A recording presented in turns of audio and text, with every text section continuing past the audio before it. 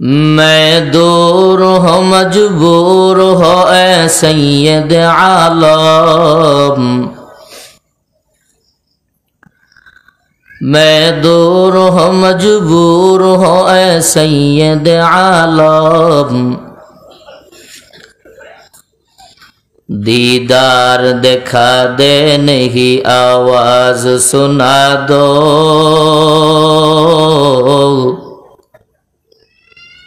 दीदार दिखा दे नहीं आवाज सुना दो।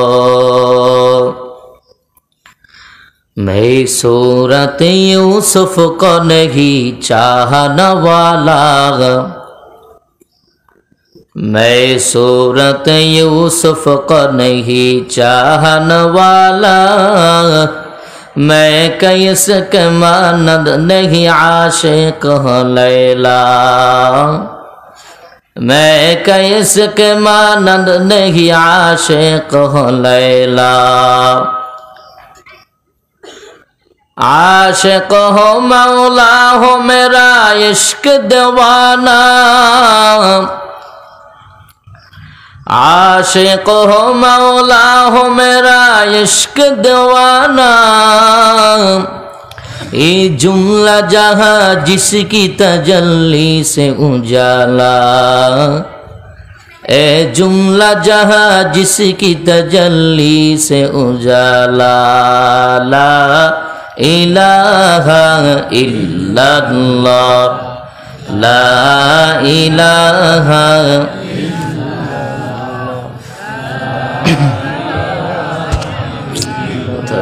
शांति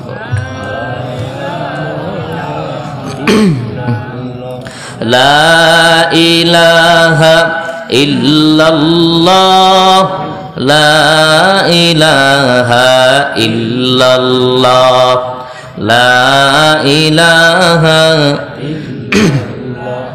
ला इलाहा।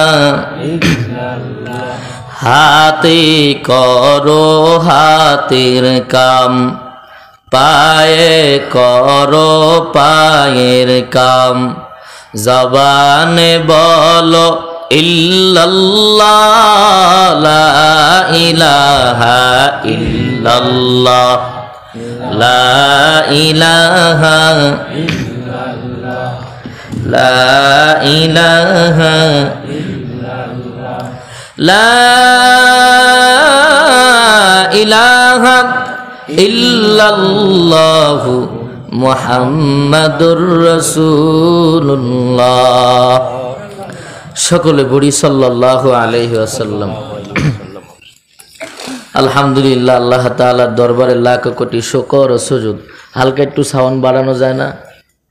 হালকা বাড়াবা, রিভার্বটা দাও। তোমার মনিটর চলে? এটা কি চলতেছে? এটার আওয়াজ দাও যেন আমি শুনতে পাই। দিয়া ওয়াজ যখন শুরু হবে আর হাত দিবা না। কি রাগ করলা?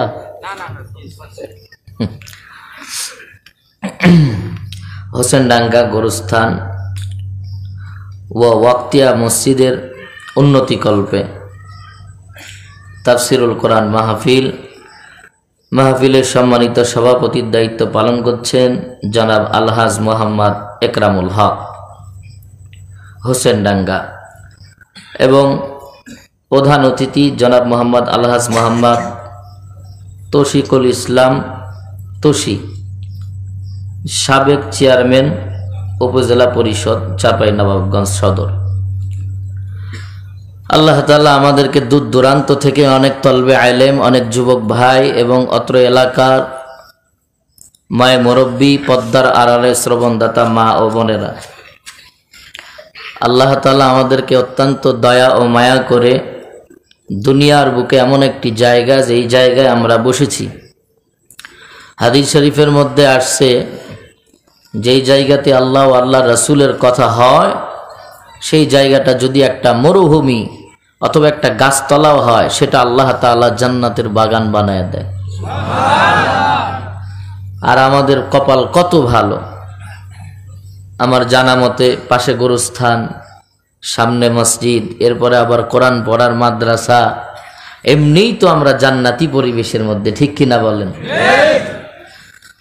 আল্লাহ রব্বুল আলামিন আমাদেরকে দয়া করে মায়া করে দুনিয়ার নাপাকি হালাত থেকে আল্লাহ আমাদেরকে আজকে এই ময়দানে ঢোকাইছেন এবং বসাইছেন এবং আসার সুযোগ যে করে দিয়েছেন, ওই দয়াময় আল্লাহর দরবারে আমরা সকলে শুকর আদায় করি। উচ্চ আওয়াজ, উচ্চ জবানে সকলে পড়ি আলহামদুলিল্লাহ। লাখ কোটি দরুদ বর্ষিত হোক সৈয়দুল মুরসালিন শাফিঈ মাজনামিন, সারা দুনিয়ার মানবতার মুখতির দুধ আশরাফুল আম্বিয়া হাবিবে কিবরিয়া জনাবে মুহাম্মাদুর রাসূলুল্লাহ সাল্লাল্লাহু আলাইহি ওয়াসাল্লামের উপর। আমি বয়ান শুরু করার আগে অনেক হযরত ওলামা একরাম নিচে বসে আছেন, উপরেও আছেন। আমি অনেক ছোট মানুষ, কারণ পাবলিকদের এখন আমি কেমন বয়ান করব, কেমন বয়ান করার চেষ্টা করব, আমার খুতবার ভিতরেই আপনারা বুঝে গেছেন, ঠিক কি না? কারণ আপনারা এখন ওয়াজ শুনতে শুনতে আপনারা এমন শ্রোতা, বক্তারা ওয়াজ করতে করতে যেমন এদের একটা টার্গেট হয়ে গেছে, শ্রোতারা ওয়াজ শুনতে শুনতেও টার্গেট হয়ে গেছে। তো এই জন্য কিছু সময় দেওয়া যাবে তো ইনশাল্লাহ? ওয়াজ তো হবেই, এখন তো রং আর ঢং না ছাড়া ওয়াজ চলে না, ঠিক কি না? ফালিয়াযহাকু কলিলা ওয়ালিয়াবকু কাসীরা, কম হাসো বেশি বেশি কান্না করো। আর এখন হাদিস উল্টায়া দাও, আয়াত উল্টায়া দাও, কিসের কান্না মিয়া? যে বক্তা যত হাসাইতে পারে ওর বেশি দাম, লয়ায় ওরে ৮০,০০০ টাকা দিয়ে লয়ায়, ঠিক না ভাই? ঠিক। এখন আমাদের পরিবেশ হয়ে গেছে এটা। তো কিছু কথা বলা ও শোনার জন্য দয়াময় আল্লাহর কাছে সাহায্য প্রার্থনা করছি। আল্লাহ আমাদের সবাইকে ধৈর্য ও সবর হিম্মত দান করেন, সকলে পড়ি আল্লাহুম্মা আমিন। বয়ান শুরু করার আগে আমি আপনাদের কাছ থেকে দুটি জিনিস চেয়ে নিই। এক, দোয়া তো করবেনই। একটা জিনিস মনে রাখবেন, আল্লাহর কোরআনের কথা যে বলবে, ভালো লাগুক আর না লাগুক, আল্লাহর কোরআনকে ভালোবাসতে হবে। কথা বলেন ঠিক কিনা? আমি অন্যান্য বক্তাদের মতো আপনাদেরকে রাত 2টা পর্যন্ত বসায় রাখবো না, কারণ আমি আসার আগে রাজশাহীতে আলীগঞ্জ নূরে মদিনা হাফিজিয়া মাদ্রাসা এখানে প্রোগ্রাম করে তারপর আপনাদের এখানে আসছি। তো সারাটা দিন এইভাবে যাইতেছে, বয়সের লাইনে অনেক কম, এলেমের লাইনে কম, এরপরে আল্লাহ ঘুরাইতেছেন আপনাদের নেক নজর আর মুরব্বীদের দোয়া। কিছু কথা বলবো আমি, টোটাল টাইম 1 ঘন্টা সময় নিব। রাজি আছেন তো সকল ইনশাল্লাহ? অনেকের মা নাই, বাবা নাই, আত্মীয় স্বজন অন্ধকার কবরে, সবার জন্য একসাথে দোয়া করে আমরা বাড়ি যাব ইনশাল্লাহ। তাহলে আপনারা সবাই ওয়াদা করতেছেন তো, আখিরি মোনাজাত করে যাবেন তো ইনশাল্লাহ? আলহামদুলিল্লাহ। 2, বয়ান শোনার সময় নিজেকে ইসলাহার নিয়াতে, নিজেকে সংশোধনের নিয়াতে যেগুলা কথা আল্লাহ জবান দ্বারা যদি দিনের কিছু মহাব্বতের কথা বের করে দেয়, সেই কথাগুলা আমল করার জন্য চেষ্টা করবো ইনশাল্লাহ। তাহলে বক্তা শ্রোতা সবাই আমরা কামিয়াব। আর যদি বয়ান শুনেন রাত 2টা পর্যন্ত যায়, ফজরের নামাজ নাই, তাইলে আমাও গেল, সালাও গেল, এই বয়ান দিয়া কোনো লাভ নাই। বয়ান শুরু করার আগে যেহেতু আমি 1টা ঘন্টাই আলোচনা করব টোটাল টাইম, এজন্য আমি কোনো ভূমিকার দিকে যাব না, অন্য ডান বামে না ঢোকার চেষ্টা করব। তবে আমি একটা জিনিস আগে দেখতে চাই, এখানে আজকাল আমাদের সমাজে অনেক মানুষ আছে যারা আমগো কওমিয়া মাদ্রাসা কিংবা এই সমস্ত ওলামা একরামদেরকে বলে এরা জাকাত খোর। বলে কি বলে না? আচ্ছা বলেন তো, আমরা যে জাকাত খাই অথবা জাকাত নেই, এই বিধিবিধানটা ফরজ করছেন কে? আল্লাহ। তাহলে আমরা জাকাত খাই রাসূলের তরিকা অনুযায়ী। প্রত্যেকটা মাদ্রাসা, লিল্লা বোর্ডিং দেখবেন এক একটা ফান্ড আছে আলাদা, গরিব মিসকিন এতিমদের জন্য। আমাদেরকে যারা বলে এরা জাকাত খায়, বড় বড় কথা বলে, আমি খুব বিনয়ের সাথে তাদেরকে একটা প্রশ্ন করতে চাই। বেয়াদবি মাফ করবেন, যারা ডক্টর হইছেন, ইঞ্জিনিয়ার হইছেন, প্রফেসর হইছেন, যারা সরকারিভাবে চান্স পাইয়া লেখাপড়া করছেন, বলেন আপনি যেই মেসে থাইকা লেখাপড়া করছেন আর ভর্তুকি সরকার দিছে না দেয় নাই? আপনার পিছনে টাকা খরচ করছে কি করে নাই? আপনারা সেই মেডিকেলে লেখাপড়া করছেন, সরকারি চান্স, আপনি ডাক্তারি লেখাপড়া করতেছেন, আপনার পিছনে লেখাপড়ার পিছনে সরকারের একটা ব্যয় হয়েছে কি হয় নাই? আপনার থাকা খাওয়া মেস ভাড়া। আমরা যাকাত নিই মানুষের মাঝে বুঝাইয়া, আল্লাহর বিধিবিধান ফরজ, এটা আপনাকে আদায় করতে হবে, এটা আপনাদের চোখে পড়ে। আর আমগো যারা ইনডাইরেক্ট যাকাত খায় আমাদের চাইতে 3 ডবল, এদেরকে কেন দেখো না? বলেন, এখন বর্তমান সরকার ডক্টর ইউনূস, ইনি কি ওনার বাপ দাদার জমি বিক্রি করে এদের কি ভর্তুকি দিবে? এই টাকা কাদের? একটু জোরে আওয়াজ দিতে হবে, কাদের? আমি জুবায়ের আহমদ যে বয়ান করি, বয়ান করে আমি যে একটা সাবান কিনি, শ্যাম্পু কিনি, চাল কিনি, ডাল কিনি, আমার ট্যাক্সের টাকাও এখন সরকারের ঘরে যায়। একটা রিক্সাওয়ালার টাকাও সরকারের ঘরে যায়, একটা মেথরের টাকাও সরকারের ঘরে যায়। তাহলে একটা মেথরের টাকা তোমরা যদি আমাদেরকে আঙ্গুল দিয়া বলো যাকাত খোর, বাকি 3 আঙ্গুল তোরে বলে তুই ট্রিপল যাকাত খোর। কথা বলেন ঠিক কি না? তুই মেথরের টাকা খাইতে পারিস, তোর লজ্জা লাগে না? তুই রিক্সাওয়ালার টাকা খাস, তোর লজ্জা লাগে না? আমরা তো চাইয়ানি, কারো বুকে পিস্তল ধরি না। আর এখন তো আমাদের সমাজে পিস্তল ধরিয়া টাকা নেয়, যারা পিস্তল ধরিয়া টাকা নেয় এরা অবৈধ বাবার অবৈধ সন্তান। কথা বলেন ঠিক কি না? আর সোনার বাংলার জমিনে কি হইতেছে? স্বাধীন স্বাধীন স্বাধীনতা পেয়ে গেছি, স্বাধীনতা। যতদিন পর্যন্ত ইসলাম কায়েম না হবে ততদিন পর্যন্ত বাঙালি স্বাধীন না। স্বাধীন যদি হয় তো আমার সোনার বাংলাদেশে 70 বছরের বৃদ্ধা ধর্ষণ হয় কেন? স্বাধীন যদি হয় স্বামীর সামনে স্ত্রী ধর্ষিতা হয় কেন? স্বাধীন যদি হয় আমার চোখের সামনে আমার মা ধর্ষিতা হয় কেন? ইনসাফওয়ালা বিচার আদালত একটাই হবে, সেটা হলো দুনিয়াতে যদি ইসলামী লাইন চইলাও আসে, আদালত চলেও আসে, এরপরও ইনসাফ বিচার হবে না। ইনসাফ বিচার হবে কিয়ামতের ময়দানে। এজন্য এই ইনসাফ কায়েম করার জন্য আকিমুদ্দিনের পথে এবং ইসলামী ব্যানারে আহলুস সুন্নাহ ওয়াল জামাত যিনারা কাজ করতেছেন, আজকে আমাদের টুপিওয়ালার মাঝে মিল না। আমি বয়ান শুরু করার আগে একটু কড়া ভাষা হয়ে যেতেছে, রাগ করতেছেন আপনারা? যারা দিনের লাইনে একসাথে হবে, মনটা বড় ব্যথা, এ তো কওমি, ওটা চলবে না, এ তো আলিয়া, এটা চলবে না। কেন? আজকে আমাদের মধ্যে টুপিওয়ালারা মিল যদি থাকতো, বাতিলরা টুপিওয়ালাদের হুঙ্কারে আজ থেকে যদি বলে দিত সব টুপিওয়ালারা এক হয়ে যাবে, কালকে টুপিওয়ালারা সংসদে আল্লাহর কোরআন নিয়ে ঢুকবে। কিন্তু এটা তো হয় না। হে কাফের, এ মুরতাদ, তোর বাপ কাফের, তোর 14 গোষ্ঠী কাফের, তুই কাফের ফতোয়া। আবার এ আরে কয় শেষ নাই তো, জ্বালার শেষ নাই। আল্লাহ তুমি আমাদের সবার ভিতরে মহাব্বত বাড়ায়া দাও, সকল টুপিওয়ালাদেরকে এক হওয়ার তৌফিক দান করে দাও। কষ্ট পাইলেন আপনারা? যারা মানুষের উপরে অত্যাচার করে টাকা নেয় এরা তো টেররিজমি সন্ত্রাস, এরা হলো পৃথিবীর সবচেয়ে নিকৃষ্ট মানুষ। এদের ব্যাপারে তো আল্লাহ বলেন, সূরাত নিয়ে আসছে সুন্দর। কেমন সুন্দর? আল্লাহ তো বহু মাখলুক আল্লাহ দুনিয়ার মাঝে পাঠাইছে, পাঠাই নাই? লাকাদ খালাকনাল ইনসানা ফি আহসানি তাকওয়িম। এই মানুষের দল,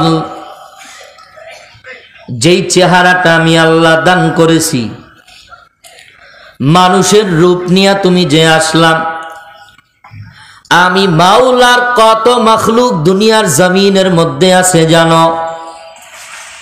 আমি মাওলার কত মাখলুক দুনিয়ার জমিনে আছে যাদের চেহারাটা কেমন আমি বানায়া দিলাম। এদের চেহারা দেখে তেমন মায়া লাগে না, কিন্তু তোমাকে শুধু মাখলুক না, আশরাফুল মাখলুকাত বানাইয়া উপবাদী দিয়া তোমারে পাঠাইছি। এজন্য আমি আল্লাহ বলে দিলাম ইনসানা ফি আহসানি তাকবীম, আমি আল্লাহ তোমাকে উত্তম চেহারা দান করেছি, সুন্দর করে বানাইছি। সুবহানাল্লাহ। না এই সুন্দর করে কে বানাইছেন? টেনশন আছে আপনাদের? চলবে তো বয়ান? মাশাআল্লাহ। বয়ান শুরু করার আগে আরেকটু কথা মনে পড়ে গেল, বলবো? যুবক ভাইরা যারা আমাদের আজকে মাহফিলের যুবকরা আছে, 30-30-এর কোঠায় 30-এ পা দিবা, মানে 1 থেকে 30 বছর পর্যন্ত কে কে কোন আল্লাহর বান্দার আছে একটু সবাই হাত তুলি তো ইনশাআল্লাহ। মাশাআল্লাহ, অনেক জনের হাত দেখতে পাইছি। এবার হাত নামান যারা আমরা বৃদ্ধ, মানে 30-40 থেকে শুরু, একটু বয়স বেশি, এনারা একটু হাত তোলেন তো দেখি। মাশাআল্লাহ, এদের সংখ্যা তো বেশি। এই যুবক ভাইরা তোমরা রেডি আছো তো ইনশাআল্লাহ? হারা যাবে, হারা যাবে। ইসলামের জন্য যুবকরা যেই সহযোগিতা করেছে ওই নবী আলাইহিস সালামের সময়, যদি এখনো যুবকরা যদি একটা হুঙ্কার দিয়া বলতো যে আমাদের এই বাংলার জমিনে ইসলাম রাষ্ট্র কায়েম হবে, ভিন্ন কোনো মত বাম ডান কিছু চলবে না, আল্লাহর রহমতে যুবকরা যদি দিনের লাইনে ফিরে আসতো, সব বেদিনার গোষ্ঠী ঠান্ডা হয়ে যাইত। অনেকে বলে হুজুর কোরআন হাদিসের কথা বলবেন, দিনের কথা বলেন, ধর্মের কথা বলেন, রাজনীতির কথা বইলেন না। বলে কি বলে না? ওই আহাম্মক, এই মূর্খ, এই জাহেল। আমি বলি, বলেন তো দেখি, আমি কি আপনাদের এই চাপাই শহরে অথবা আপনাদের এই এলাকায় হোসেন ডাঙ্গাতে আমি কি এমপি হওয়ার জন্য আসছি? খুব ভালো করে বলেন, আমি কি দাড়িপাল্লার কোনো প্রতীক? আমি কি চরমনার কোনো মানে প্রতীক নিয়ে এখানে বয়ান করতে আসছি যে ভাই আমারে ভোটটা দিয়েন? আমি যেটা বলি একটু যদি বুঝে থাকেন তো উত্তর দিবেন। শেখ মুজিবুর রহমান সাহেবকে আপনারা চিনেন কেমনে?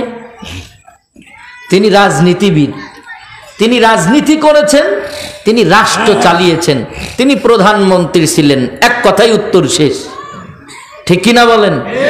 তিনি প্রধানমন্ত্রী ছিলেন, এজন্য শেখ মুজিবুর রহমানকে আমরা চিনি। খালেদা জিয়া, তিনাকে চিনি কি জন্য? আমাদের ঘরে তো মা বোনদের অভাব নাই, তো এই খালেদা জিয়া এত পপুলার কেন? এক কথায় জবাব, তিনি প্রধানমন্ত্রী ছিলেন। জিয়াউর রহমান, ইনারে আমরা চিনি কেন?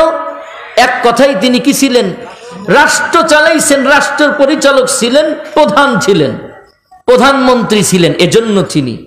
যে মূর্খ, যে জাহেলরা দিন না বুঝার কারণে বলে হুজুর ধর্মের কথা বলেন, রাজনীতি কইরেন না, আমি তাদেরকে বলতে চাই মায়ার নবী রাহমাতুল লিল আলামিন মক্কার জমিনে, মদিনার জমিনে রাষ্ট্র চালাইছেন কি চালান নাই?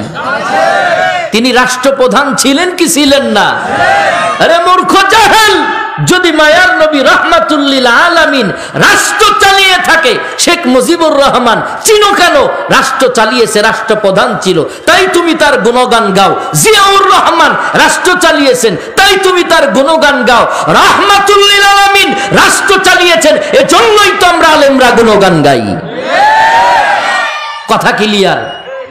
তিনি রাষ্ট্রপ্রধান ছিলেন, তিনি আমাদের নেতা, তিনিও রাজনীতি খুঁজে পাও না কেন বাবা? না দেখো, রাজনীতি যদি না থাকতো, ওই যে ইমাম হাসান হুসাইন কারবালার যে ময়দানের ইতিহাস, মুআবিয়ার কাছে প্রস্তাব গেল, সীমার চিঠির ভাষা পাল্টায়া দিয়া শহীদ করে দেওয়া হলো, ওখানে কি রাজনীতি হয় নাই?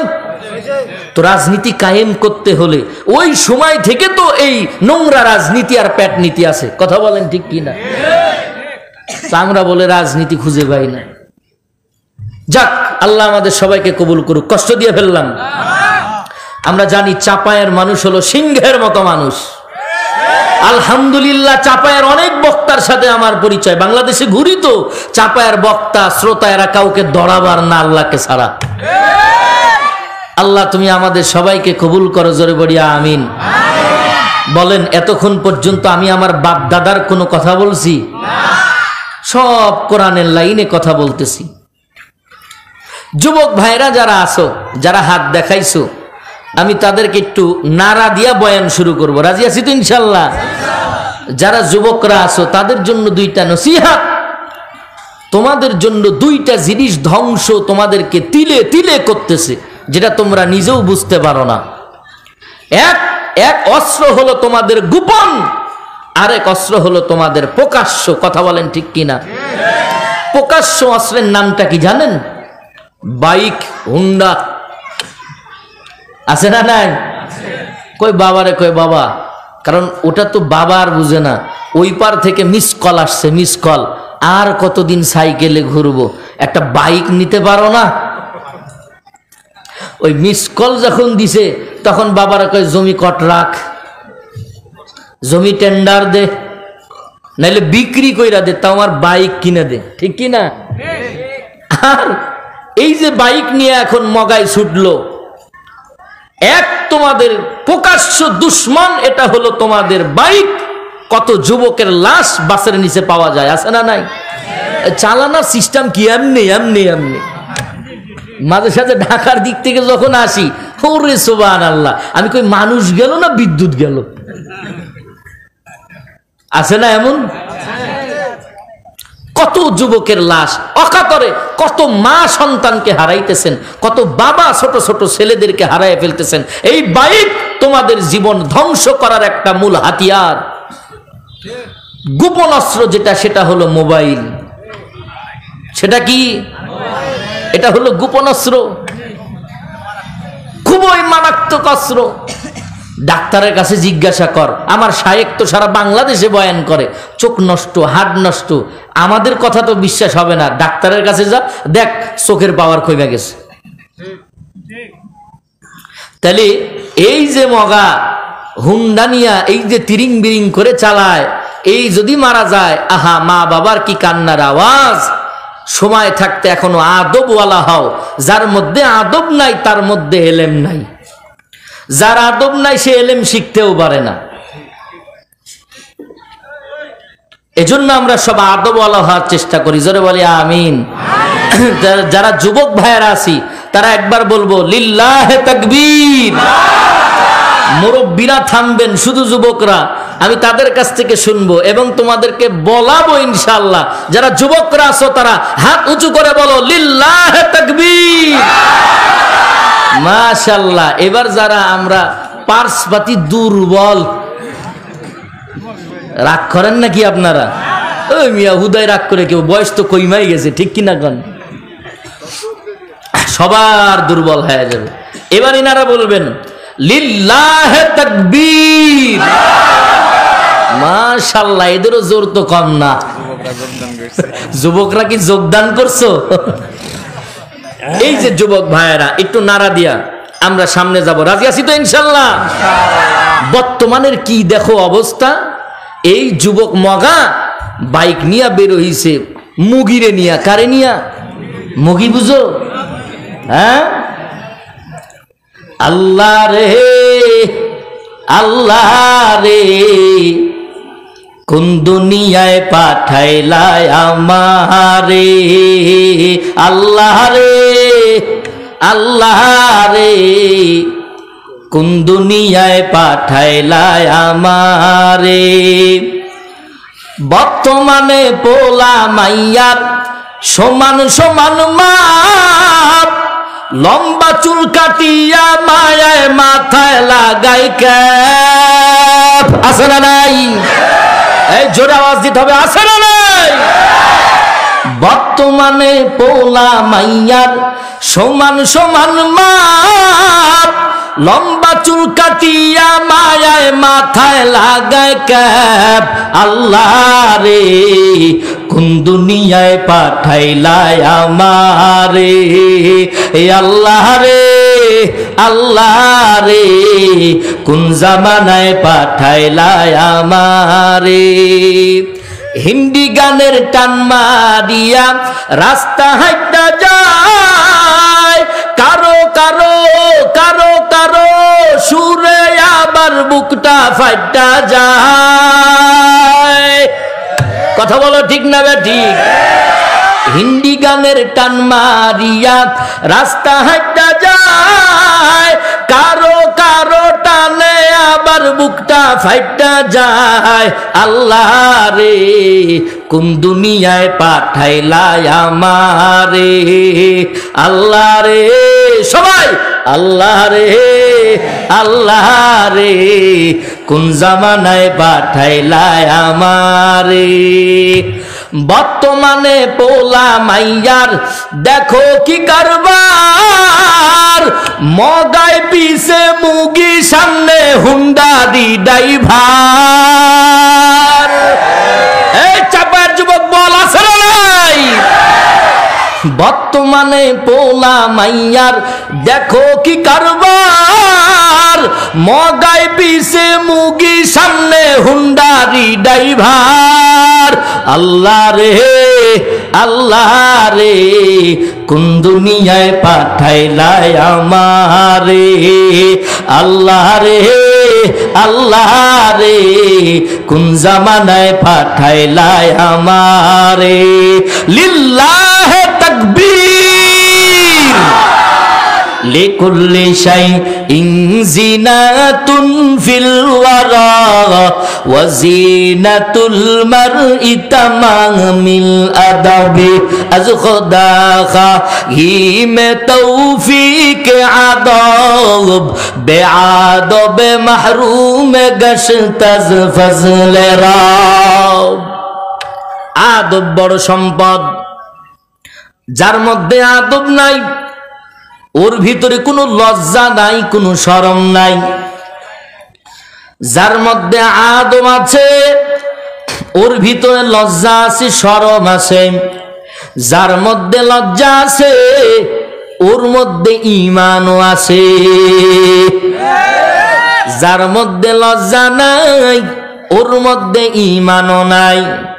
মুরব্বী দেখবি না, বয়স্ক দেখবি না, বাবা দেখবি না। একটা বাইক পাইছো, পিছে একটা মুগিরে নিয়া মুরব্বীর সামনে বেয়াদবি করে চলে গেলা, ধপ করে মুরব্বীর ভিতর থেকে আওয়াজ আসবে, এত বড় বেয়াদব, না জানি কার ছেলে তুই, এত বড় বেয়াদবি করলি, ওই চাপায়ের মোড় পর্যন্ত যেন আল্লাহ না যায়। এমন বদদুয়া যদি আসে, হাত তুলে দোয়া করা লাগবে না, হাত তুলে বদদুয়া করা লাগবে না।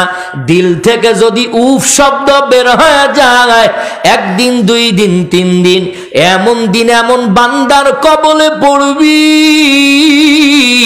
ওই দিন আর বাঁচতে পারবি না, লাশ হয়ে ঘরে ফিরবি। এজন্য আদবের বড় দাম। আদব আমাদের একটা বড় সম্পদ। এই আদব যার ভিতরে নাই, হে মুমিন, যাদের মধ্যে আদব নাই এরা হলো বড় বেয়াদব। এদের কপালে এলেম নাই, এদের কপালে বিদ্যা নাই। আদব যদি থাকে এলেম পাবা, আদব যদি থাকে তুমি চূড়ান্ত দরজায় আল্লাহ তোমারে পৌঁছায় দিবে। আল্লাহকেও যদি পাইতে চাও, আল্লাহ তো নিজে বলেছে, ও বান্দা, সারা দুনিয়ার মাঝে আমি কত রকম মাখলুককে পাঠাইলাম। শুকুর একটা কুত্তার মধ্যে তাকায় দেখ, ওর চেহারা দেখে তেমন মায়া লাগে না। বিড়ালের দিকে তাকায় দেখ, ওর চেহারা দেখলে মায়া লাগে না। কিন্তু 3.5 হাত বডির মানুষ, এর চেহারার মধ্যে তাকাইলে কেমন জানি মায়া লেগে যায়। আফ্রিকার কালো বেলাল, চেহারার মধ্যে এত কালো, ঠোঁট দুইটাও মোটা, এরপরেও মায়ার নবীর কাছে আমার বেলাল এত দামি। কারণ এটা মায়ার নবীর পক্ষ থেকে আল্লাহ জানায় দিছেন। আমি আল্লাহ বলে দিলাম, লাকাদ খালাকনাল ইনসানা ফি আহসানি তাকওয়িম। আমি আল্লাহ অত্যন্ত মায়া করে উত্তম চেহারা দিয়া পাঠাইয়া দিলাম। এর নাম হলো আশরাফুল মাখলুকাত, আদম সন্তান মানুষ। এই মানুষের আমার এদের চক্রান্ত, এদের পাপের কারণে আল্লাহ আবার বলেন, আল্লাহ ডাক দিয়া বলেন, ও মানুষ, তোমার নফসের উপরে জুলুম করতে করতে এত অন্যায় করেছো, নফসের উপরে জুলুম করতে করতে আমি আল্লাহর রহমত থেকে ফিরে গেছো। আল্লাহ ভিন্ন আয়াতে ডাক দিয়া বলেন, ইন্নাল্লাহা ইয়াগফিরুয যুনুবা জামিয়া ইন্নাহু হুয়াল গফুরুর রহিম।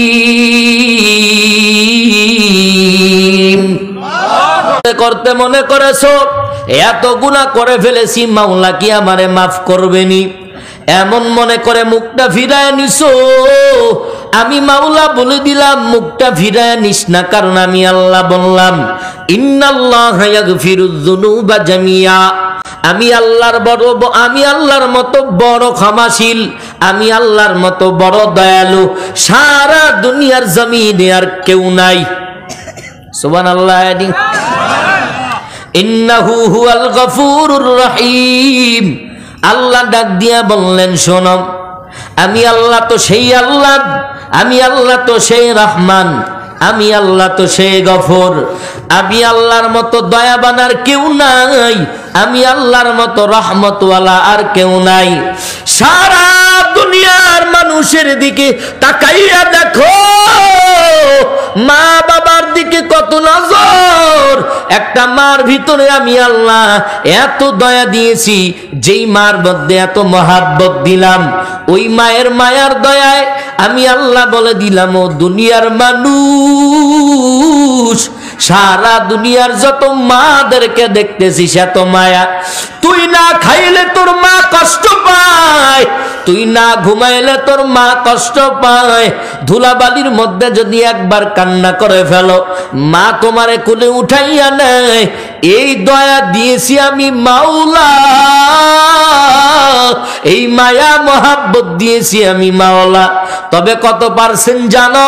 আমি মাওলার হাতে এখনো 99% জমা, 1% সারা দুনিয়ার মাদের মধ্যে দিলাম। আর এই 1%-এর ভালোবাসায় এত বড় পাগল।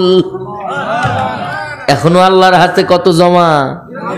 এখনো 99 জমা, আর 1% সারা দুনিয়ার মাদেরকে ভাগ করে করে দিছেন। এই জন্য আমাদের এত মায়া। তাহলে ওই আল্লাহর মায়া বেশি না কম? তাহলে ওই মাওলা যে ডাকতেছেন, আমাদেরকে তওবার আহ্বান জানাইছেন, এই যে এত রাত পর্যন্ত এখানে আমরা বসে বসে বয়ান শুনতেছি, এখানে এত কষ্ট করে আসছি, আরামের ঘুম হারাম করে, কারে চিনার জন্য? মাওলারে চিনার জন্য। এজন্য আর একটু আগানো সময় দেওয়া যাবে ইনশাআল্লাহ। শুরু করতেছি। তাহলে মানুষকে আল্লাহ কত বড়, আমাদেরকে কত বরকত দান করেছেন।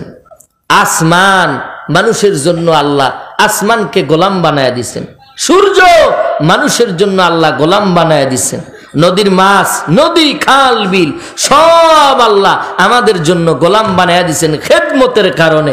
একমাত্র মানুষকে বললেন, মানুষ তোরা শুধু আমি রবের ইবাদত করবি, আমি রবকে ডাকবি, কারণ আমি আল্লাহ আমার পরিচয় তুলে ধরেছি। সুবহানাল্লাহ। কত ভালোবাসেন আমার আল্লাহ। আদম সন্তানের রিজিকের জন্য, বান্দা তুই যেই খাবারটা খাবি, ওই খাবারের ভিতরে তাকাইয়া দেখো, যেই খাবারটা তুমি খাবা, ওই খাবারের মধ্যে আমার আল্লাহ কাভার লাগাইয়া দিলেন। নির্ভেজাল খানা আল্লাহ দেয়। কেমন নির্ভেজাল খাবার? তোর বাবায় জমিন থেকে ধান ফলায় না, লাগায় আসে, দিনে দিনে দিনে দিনে বড় করেন, তিনি আর কেউ না, তিনি আমার মাওলা। যেই ধানের ভাত আমরা খাবো, ওই ধানের উপরে যেই কাভার লাগানো, এটাতে আমরা বলি চোচা অথবা চাল। আল্লাহ চালটারে প্যাকেট বানায় দিল। আমার আল্লাহ, আমি রুটি খাবো, আদম সন্তানের জন্য গমের উপরে কাভার লাগাইয়া দিল, প্যাকেটের উপরে প্যাকেট। আবার কিছু খাদ্য আছে, খাবার আছে, যেই খাবারগুলা আমার আল্লাহ কাভার শুদ্ধা খাইতে বলল। ডাক্তারের পরামর্শ অনুযায়ী খাবার খাইলে উপকার। এবার এটারে কি করবি? স্বচ্ছ পানি দ্বারা ধোও, স্বচ্ছ পানি আল্লাহ দান করেছেন, পানি দিয়া ধৌত করে নাও, পানি দিয়া ধুইয়া এরপরে খাও। এই চোচাটা দেখবা শরীরের মধ্যে অনেক রোগ প্রতিরোধ করার ক্ষমতা রাখে। কত আল্লাহ কারিশমা দিয়া দিলেন একমাত্র আদম সন্তানের জন্য। এজন্য আল্লাহ বলেন ওয়ালাকাদ কাররামনা বানি আদম, এই আদম সন্তান তোদের জন্যই তো আমি আল্লাহ কত রিজিক দান করেছি, কত নিয়ামত দান করেছি। এই সব নিয়ামত পাইয়া যদি অশুকরিয়া আদায় করো, আমি মাওলা তোদেরকে কঠিন আযাবে গ্রেফতার করে ফেলবো। বাঙালি এরা তো শুধু খাওয়ার পাগল, ঠিক কিনা বলেন? মাঝে সাঝে বলি মানুষের আল্লাহ নফস দিছেন তিনটা। কয়টা? নফসে মুতমাইন্না, নফসে আম্মারা, নফসে লাওয়ামা। আমি মাঝে সাঝে বলি বাঙালি এটা হলো খাওয়ামা। এদের একটা বেশি, কারণ খাইতে খাইতে সব খাওয়া শেষ, এরপরেও কয় আর কিছু নাই, পাইলে চটি গটি গোল করে দিতাম। ডাক্তার মিষ্টি খাওয়া হারাম হারাম, ডাক্তার কইছে খবরদার মিষ্টি খাবেন না, খবরদার মিষ্টি খাওয়া যাবে না। সবে বরাতে গেছে মসজিদে জিলাপি খাইতে। কোথায়? জিলাপি। মিষ্টি খাওয়া হারাম, ও সবে বরাতে জিলাপি খুঁজে। কই জিলাপি আনলে এখন যখন দেওয়া শুরু করছে, ও একটা প্যাকেট নিছে, নেওয়ার পরে ওইটারে বগলের তলে রাইখা আরেকটার জন্য হাত বাড়াইছে। খাসলত বাঙালি। যখন আরেকটার জন্য হাত বাড়াইছে, পিছন থেকে আরেকজন কয় উম্মা আমি একটাই পাই না, ওর বগলে চিবাই রেখে আরেকটার জন্য হাত বাড়ায়। ও সুন্দর মতো করে দিছে টান। এখন যখন দিছে টান, এখন তো 4 হাতের কিলাকিলি শুরু। এই 45 মিনিট কিলাকিলি চলতে চলতে চলতে হঠাৎ করে দেখে মসজিদ আর কেউ নেই, এরা দুইজন। এবার জিলাপি পায়ের তলে বইরা জাগাতেই শেষ। কয় এখন আর কি করার, জিলাপিও খাওয়ানো হইল না, লাস্টে হুদাহুদি মারামারি কইরা এখন মুখ চোখ ফ্র্যাকচার, ডাক্তারের কাছে দৌড়াও। তাহলে মানুষ এত খাওয়ামা, এদেরকে আল্লাহ রিজিক দিয়া এত নিয়ামত দিয়ে আল্লাহ এদের পেট ভরাইতে পারে না। এই জন্য আমি বলি খাওয়ামা। এই জন্য আল্লাহ আমাদের সবাইকে আল্লাহ শুকর আদায় করার তৌফিক দান করেন। জোরে বলি আমিন। বিপদে পড়ছেন, মুসিবতে পড়বেন, যখনই যেই জায়গায় যাবেন সাল্লাল্লাহু আলাইহি ওয়াসাল্লাম জবানে পড়বেন। আবার বাথরুমে যাইয়া বইলেন না। কয় জুবাইর সাহেব আসছিল বইলে গেছে সব সময় সাল্লাল্লাহু আলাইহি ওয়াসাল্লাম পড়তে হবে, ও বাথরুমে যাইও সাল্লাল্লাহু আলাইহি ওয়াসাল্লাম পড় না। এখন তো আমাদের বলেন আমাদের নবী, আমরা বাথরুমে কেমনে যাব, কিভাবে সেখানে প্রবেশ করব, আমাদের নবী শিখাইছেন না শিখান নাই? কাফের মুশরিকরা বলে তোমগো নবী কেমন নবী, বাথরুমে যাওয়ারও নিয়ম শিখায়। কয় সাহাবারা উত্তর দিয়া বলেন আমাদের নবী শুধু বাথরুমে যাওয়া না, বাথরুমে কেমনে বসবা, কোন দিক চাপ দিয়া বসবা, কেমনে টিস্যু ব্যবহার করবা, এগুলাও কেমনে ঢেলা কুলুপ ব্যবহার করবা, এগুলাও আমাদের মায়ার নবী দেখায় দিছেন প্র্যাকটিক্যালে। আর বাঙালি পাইলে তো দুয়া টুয়া পড়া লাগে না, ও কাপড় থুয়া দর আছে না নাই? কাপড় হাঁটুর উপরে তোলা যাবে না, হাঁটুর উপরে কাপড় উঠাবেন না। এখন তো বাঙালি পারলে কাপড় খুইলা থুইয়া বাথরুমে যায়, ও তো বাথরুমের দরজাও খুঁজে পায় না। আল্লাহ তুমি আমাদের সবাইকে হেফাজত করো। জোরে বলি আমিন। ভাইরা আমার, আর বেশি লম্বা নাই। আমরা এখানে যারা আসছি আমাদের কত ময়দানের মধ্যে আমরা যারা বসছি, চিল্লায়া চিল্লায়া এত বয়ান করার উদ্দেশ্য হলো ও জাতি ভালো করে বুঝো, চাপায়ের মানুষ তোমরা বড় দামি মানুষ। কারণ এই জমিনের মধ্যে অনেক ওলামা একরাম যারা ইসলামের কথা বলতে গিয়া, আল্লাহর কথা বলতে গিয়া এই চাপায়ের অনেক বক্তা জীবন পর্যন্ত দিয়ে দিছে। এজন্য তোমরা চাপের মানুষ বড় দামি। সারা পৃথিবীতে এত দাম, এত দাম, সব মানুষদেরকে আল্লাহ বললেন তোরা আদম সন্তান বড় দামি। এই দামি হওয়ার পিছনে আল্লাহ আমাদেরকে যে মর্যাদা দান করেছেন, এই মর্যাদা আমরা যদি ধরে রাখতে না পারি, আল্লাহ দুনিয়ার জমিন বানাবার পরে সবচেয়ে বড় মারাত্মক, সবচাইতে বড় দামি একটা ঘর আল্লাহ যেই ঘর বানাইয়া দিছেন জমিনের মধ্যে, আল্লাহ কোরআনের মধ্যে বলেন, ইন্না আউয়ালা বাইতি উযিআ লিন-নাস লাল্লাযী বিবাক্কাতা মুবারাকাও ওয়া হুদাল লিল আলামিন।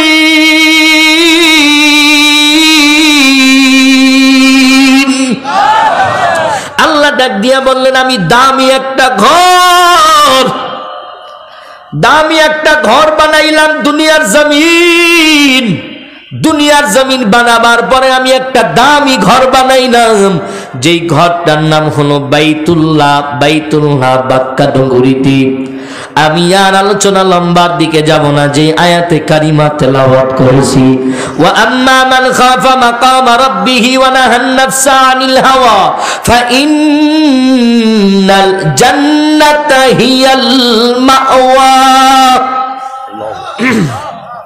আল্লাহ ডাক দিয়া বলেন ভয়, আল্লাহ ডাক দিয়া বলেন ভয়, যাদের মধ্যে আমি মালিকের জাহান্নামের আগুনের ভয়, জাহান্নামের ভয় যার মধ্যে আছে। ওয়া আম্মা মান খাফা মাকাম রাব্বিহি ওয়া নাহান নাফসা আনিল হাওয়া। গুনাহ করার শক্তি আছে, এরপরেও গুনাহ করে না। হাতের দ্বারা গুনাহ করার শক্তি আছে কিন্তু গুনাহ করে না। পা দ্বারা গুনাহ করার শক্তি আছে, এরপরেও গুনাহ করে না। এরে আল্লাহর বান্দা যুবক, চোখ দিয়ার কত গুনাহ করবি? এই চোখের গুনাহের কারণে এত বড় দিমাগ খারাপ, যেই দিমাগ নিয়ে তোমার এখন ভালো কোনো চিন্তা আসে না, এই দিমাগটা বড় নাপাক করে ফেলেছো। এই জন্য আল্লাহ বলেন, যারা আল্লাহর বানানো জাহান্নামের আগুনের ভয়, যারা নিজেকে ফিরাইয়া নিবে, যারা গুনাহ থেকে ফিরাইয়া নিবে, এক নাম্বার আল্লাহর জাহান্নামের আগুনের ভয়।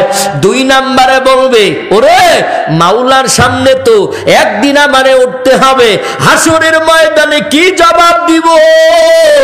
হাসরের ময়দানে মাওলার কাছে আমার আল্লাহর আদালতে উঠতে হবে, সাক্ষী দিতে হবে।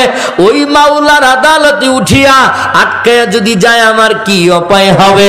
এজন্য সাক্ষী দেওয়ার ভয়, সাক্ষী দেওয়ার ভয়ে আল্লাহর বান্দা গুনাহ থেকে আলাদা হইলেন।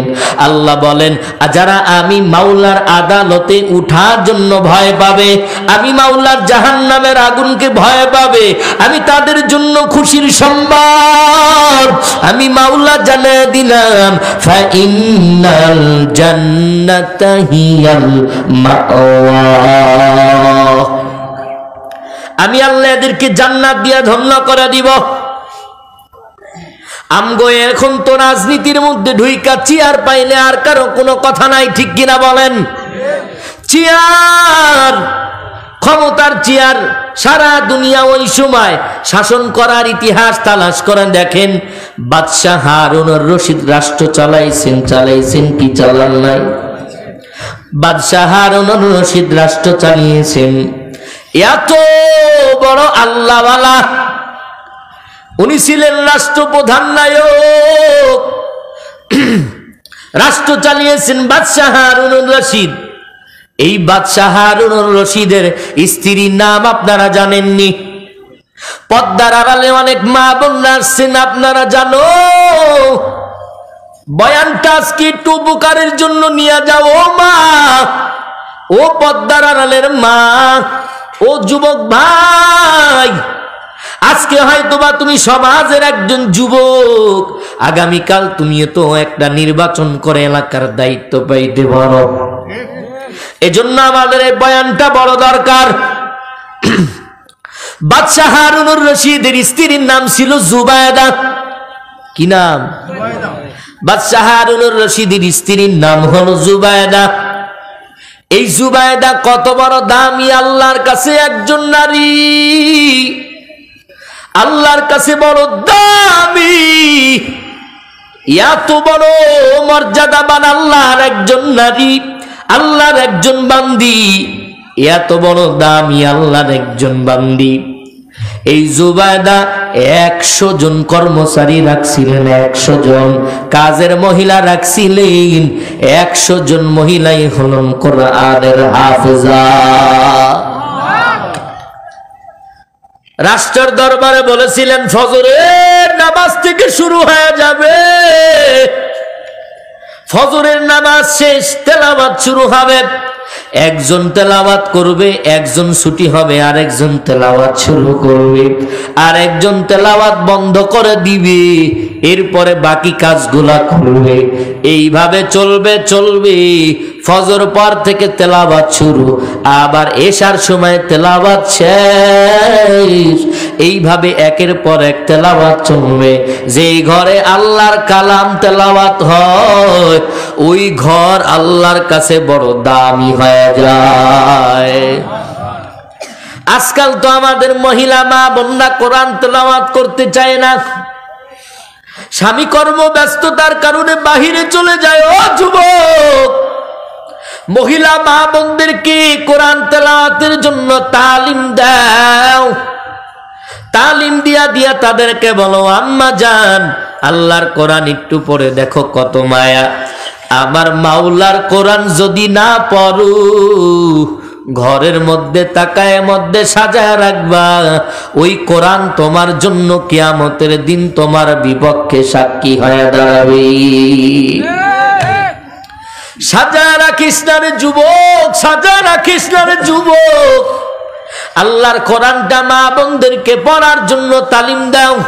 বাদশাহ হারুনুর রশিদের স্ত্রী এই জুবায়দা, বাদশাহ হারুনুর রশিদের স্ত্রী জুবায়দা স্বপ্নের মধ্যে দেখলেন, রাতের বেলা ঘুমায় গেলেন, রাতের বেলা স্বপ্নের মধ্যে দেখেন বাইতুল্লাহ, মক্কা নগরী যেখানে মানুষ যায় সওয়াবের আশায়, ওই বাইতুল্লাহর জমিন, ওই বাইতুল্লাহর জমিনে দাঁড়াইয়া আছেন জুবায়দা।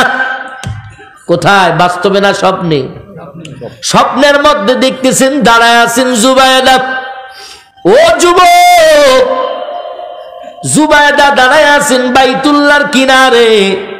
হঠাৎ করে দেখতেছেন সারা দুনিয়ার মানুষ থেকে, এই সারা দুনিয়ার কত মানুষ, সারা দুনিয়ার কত মানুষ ওই বাইতুল্লাহ যাইতেছেন জিয়ারত করার জন্য।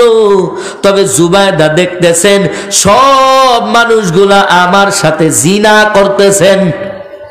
নাউজুবিল্লাহ। কোথায় দেখি? ঘুমের ঘরে। স্বপ্ন দেখেছেন বাইতুল্লাহ তো পবিত্র ঘর, যেই বাইতুল্লাহ একবার আল্লাহ বলে 1,00,000 বার আল্লাহ বলার সওয়াব, যেই বাইতুল্লাহ 1 রাকাত নামাজ পড়লে 1,00,000 বা 1,00,000 নামাজের সওয়াব, ওই বাইতুল্লাহর কিনারায় দাঁড়াইয়া স্বপ্ন দেখেন, ঘুমের ঘরে স্বপ্নে দেখেন ওই বাইতুল্লাহর কিনারায় আমি দাঁড়ায় আছি, আর সারা দুনিয়ার মানুষ এসে আমার সাথে জিনা করতেছে। জুবায়দার ঘুম ভেঙে গেল। কাজের মেয়েকে বললে, জলদি করে যাও। ওই জমানার সবচেয়ে স্বপ্নের ব্যাখ্যাকারী আল্লামা ইবনে সিরিন, কি নাম? আল্লামা ইবনে সিরিনের কাছে জলদি করে যাও, এই স্বপ্নের ব্যাখ্যা নিয়ে আসো, জলদি করে যাও। তবে আমি জুবায়দার নাম বলবা না, বলবা কোনো এক নারী দেখছে, এই স্বপ্নের ব্যাখ্যাটা দেন। আমগো সমাজে অনেক পণ্ডিতরা স্বপ্নের ব্যাখ্যা দেয়, আবার অনেক পীর বলে আমি দেখলাম নবী, রহমতের নবী বাথরুমে উলঙ্গ। নাউজুবিল্লাহ কন। ওর দেমাগ খারাপ, ওর চরিত্র খারাপ, ওর পীরগিরি খারাপ, ও অবৈধ সন্তান। কথা বলেন ঠিক কিনা? তোর জুতার মালা আছে তোর গলায়। যে বলে পীর, যেই পীর বলে আমি দেখলাম নবী ডাস্টবিনে উলঙ্গ, আমি বলবো তোমার পীরগিরি উলঙ্গ, তুমি ভণ্ড, তুমি প্রতারক। তোমার মতো বীরকে জাতি, শিক্ষিত জাতি আর মেনে নিবে না। কথা বলেন ঠিক কিনা? আবার অনেক আল্লাহর বান্দা মাঝে সাঝে কয়, হুজুর আমি যে দেখলাম, আমি সামনে ইমামতি করি, রহমতের নবী আমার পিছনে মুক্তাদি। নাউজুবিল্লাহ কন। কয় এটা তো সম্ভব না। নবী যেখানে হাজির থাকবে ওখানে কারো ইমামতি চলবে না। তাইলে তুমি দেখছো খবর তো হয়ে গেছে, তোর বাবাই মরবে। তোর বাবা কে মরবে? তো কয় তোর বাবা মরবে। এজন্য স্বপ্নে দেখছো নবীরে পিছে রাইখা তুমি ইমামতি করছো। ভাইরা আমার, ওই মক্কার জমিন এত বড় দামি, ওই মক্কার জমিনে স্বপ্ন দেখেন জুবায়দা। সবাই মক্কার জমিনে এসে আমি জুবায়দার সাথে জিনা করতেছে স্বপ্নের ব্যাখ্যা নেওয়ার জন্য আল্লামা ইবনে সিরিনের কাছে চলে গেল। বলে, বলো এই স্বপ্নের ব্যাখ্যাটা কি হুজুর বলেন। হুজুর বলেন, বলো স্বপ্নটা কে দেখেছেন? বলে, স্বপ্ন যিনি দেখেছেন তার নাম বলা যাবে না। কয় ভাগো, স্বপ্নের ব্যাখ্যাও দেওয়া যাবে না, কারণ স্বপ্নের ব্যাখ্যা হয় ব্যক্তির ওপরে। আমি যদি স্বপ্ন দেখি আমার ব্যাখ্যা হবে এক, রিক্সাওয়ালা স্বপ্ন দেখেছে, রিক্সাওয়ালার স্বপ্নের ব্যাখ্যা হবে আরেক, মুচির স্বপ্ন দেখেছে, মুচির স্বপ্নের ব্যাখ্যা হবে আরেক।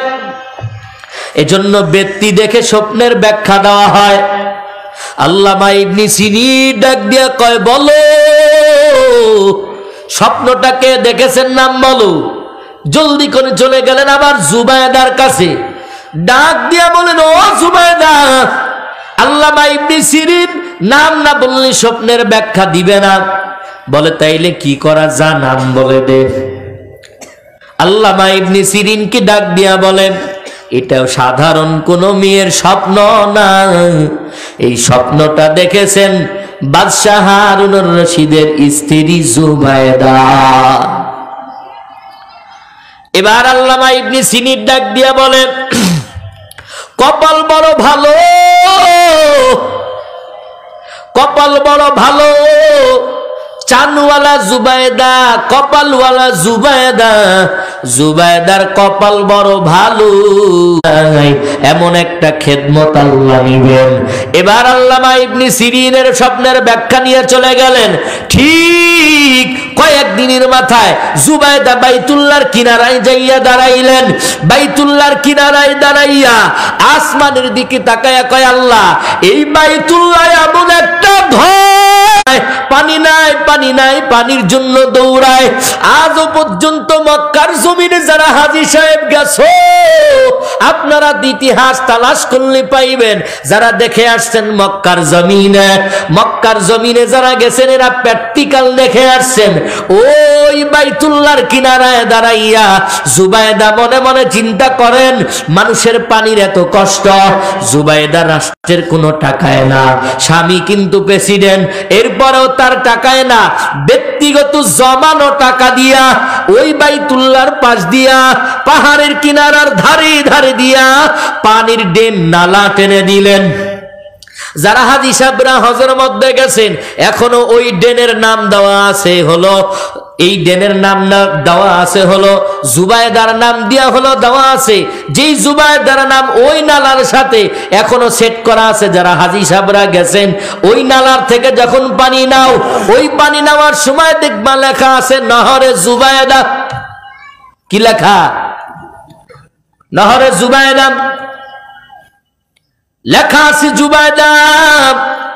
হাজার হাজার হাজী সাহেবরা আসে মক্কার জমিনে, আসার পরে ওই জায়গা থেকে পানি দিয়া কেউ ওযু করে, আবার ওই জায়গা থেকে পানি দিয়া কেউ পানি পানও করে। অনেক লম্বা ইতিহাস। সারা দুনিয়ার মানুষগুলা ওই মক্কার জমিনে যখন যায় জুবায়দার এই খেদমতে শামিল হয়ে যায়। বলেন স্বপ্ন কি আর ব্যাখ্যা কি? স্বপ্ন দেখলেন আমার সাথে সব লোক কি করে? জিনা করে। আল্লামা ইবনে সিরিন স্বপ্নের জবাব দিয়া বলেছিলেন, ভাগ্য বড় ভালো। আল্লামা ইবনে সিরিন বলেছিলেন, ভাগ্য বড় ভালো, তাড়াতাড়ি যাইয়া বলো জুবায়দার কাছ থেকে যেই খেদমত আমার আল্লাহ নিবেন, দুনিয়ার আর কোন নারীর কাছ থেকে নিবেন না। সুবহানাল্লাহ। এই জন্য নহরে জুবায়দা, নহরে জুবায়দা এখনো ওই ড্রেনের নাম, নালার নাম। এখনো হাজী সাহেবরা যারা যান তারা দেখতে পাইবেন এই নহরে জুবায়দা। সারা দুনিয়ার মানুষ আসতেছে, পানি ব্যবহার করতেছে। এজন্য সময় মতো স্বপ্নের ব্যাখ্যা সব আলেমের কাছ থেকে নেওয়া যাবে না, সব ব্যক্তির কাছ থেকে নেওয়া যাবে না, স্বপ্নের ব্যাখ্যা জানতাম মানুষের কাছ থেকে নেওয়া যাবে না। তাইলে তো সবাই বড় বড়, সবাই স্বপ্নের ব্যাখ্যা দিলে আল্লাহ বা আল্লাহর স্বপ্নের কিছু ব্যাখ্যা, আল্লাহ মানুষকে স্বপ্ন যেটা আল্লাহর পক্ষ থেকে দেখাবেন, এটা যদি আপনি ভণ্ডর কাছে যান, ওই স্বপ্নের ব্যাখ্যায় আপনি নাস্তিক হয়ে যাবেন। কথা বলেন ঠিক কি না? এমন ব্যাখ্যা আপনাকে দিবে, আপনি ঈমান হারা হয়ে যাবেন। এই জন্য যার তার কাছে স্বপ্নের ব্যাখ্যা নিতে যাবেন না। এই বাদশাহ হারুনুর রশিদ এত বড় আল্লাহর একজন ওলি। বাদশাহ হারুনুর রশিদ রাস্তা দিয়ে যাইতেছেন, উজিরে আজমরেও সাথে নিয়া দেখে পথের মধ্যে একজন বৃদ্ধ মানুষ গাছ লাগাইতেছেন। গাছ, বুড়া মানুষ থরথর করে কাঁপতেছেন, গাছ লাগাইতেছেন। ডাক দিয়ে বলা হয়, ও বুড়া, এই বয়সে কেন তুমি এত কষ্ট করো? বুড়ায় জবাব দিয়া বলে, ও বাদশা বেয়াদবি যদি মাফ করে দেন, আমি একটা কথা আপনাকে বলতে চাই, যদি বেয়াদবি না নেন। বাদশাহ হারুনুর রশিদ ডাক দিয়া বলে, বলো। বাদশাহ হারুনুর রশিদ যখন বলতে বললেন, বুড়ায় ডাক দিয়া বলে, ও বাদশাহ বেয়াদবি মাফ করবেন, আমার বাবার বাবারা মানে আমার দাদারা গাছ লাগাইছেন, আমার বাবারা ফল খাইছেন, আমরাও ফল খাইছি, আর এখন আমি গাছ লাগাই, আমার ছেলেরা খাবে অথবা আমার ছেলের ছেলেরা খাবে, তারা খেয়ে দোয়া করবে, দোয়া পাইয়া আমি শান্তি পাবো, কবরে যাইয়াও আমি শান্তি পাবো, এই জন্য গাছ লাগাই। বাদশাহ হারুনুর রশিদ এই কথা শুনিয়া ওই সময়ের 1000 টাকা দান করে দিলেন। কত? বুড়ায় জবাব দিয়া কয়, ও বাদশাহ হারুনুর রশিদ বেয়াদবি মাফ করবেন, মানুষ গাছ লাগানোর পরে 1 বছর পরে ফল পায়, আর আমি বুড়া তাকায়া দেখেন গাছ লাগানোর সাথে সাথে আমি নগদ ফল পেয়ে গেলাম। মানুষ গাছ লাগানোর পরে কত বছর বলেন তো ভাই, কয় মাস পরে ফল পায়? এখনকার সর্বনিম্ন 8 মাস, 9 মাস, 1 বছর। বুড়ায় ডাক দিয়া বলে, মানুষ গাছ লাগানোর পরে 1 বছর পরে ফল পায়। ও বাদশাহ হারুনুর রশিদ তাকাইয়া দেখেন, মানুষ গাছ লাগানোর পরে 1 বছর পরে ফল পায়, আর আমি বুড়া নগদ 1 বছর আগেই নগদ আমি 1000 টাকা পেয়ে গেলাম। বাদশাহ হারুনুর রশিদ আবার খুশি হইয়া আর 1000 টাকা দান করলেন। বুড়ায় জবাব দিয়া বলে, বাদশাহ মানুষ গাছ লাগাইয়া ফল পায় বছরে 1 বার, আর আমি নগদে ফল পাইলাম 2 বার। উজির ডাক দিয়া কয়, তাড়াতাড়ি ভাগো, নাইলে ফকির বানায় ছাড়বে। বাদশারে উজির ডাক দিয়া কয়, তাড়াতাড়ি ভাগেন, নাইলে বারে ফকির বানায় ছাড়বে। এজন্য রে বাবা, অভিজ্ঞতার বড় দাম।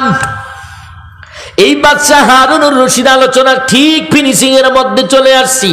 বাদশাহ হারুনুর রশিদ ওই রাজ্যের সব যত বড় বড় আলেম ছিলেন, সব আলেমদেরকে ডাক দিয়া 1 বেলার মেহমানদারির জন্য দাওয়াত করলেন। সবাইরে নাস্তা খাওয়াইলেন, সবাইরে ভরপুর খানা খাওয়াইলেন। সবাইরে ভরপুর খানা খাওয়াইয়া বাদশাহ হারুনুর রশিদ প্রশ্ন করলেন, হযরত খানা কেমন হয়েছে? সব আলেম বলে আলহামদুলিল্লাহ ভালো হয়েছে। বাদশাহ হারুনুর রশিদ ডাক দিয়া বলেন, আমার রাজ্যে এত বড় বড় আলেম, আজ আমি বাদশাহ হারুনুর রশিদ একটা প্রশ্ন করব, এই প্রশ্নের উত্তর যদি আপনারা দিতে পারেন তাহলে আপনাদের জন্য আল্লাহর কাছে শুকর আদায় করব। আলেমরা বলেন, কি প্রশ্ন বলবেন বলেন। ও আলেম, আমার রাজ্যের আলেম শুনো, বলো আমি বাদশাহ হারুনুর রশিদ জান্নাতি না জাহান্নামী? কি বললেন? বলো আমি বাদশাহ হারুনুর রশিদ জান্নাতি?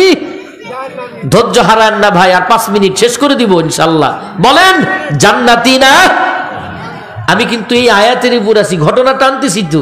ওয়া আম্মা মান খাফা মাকামা রাব্বিহি, আল্লাহকে ভয় করে আল্লাহর আদালতে দাঁড়ানোর জন্য যারা গুনাহ ছেড়ে দিবে, আল্লাহ তাদেরকে জান্নাত দিয়া ধন্য করে দিবে। সুবহানাল্লাহ।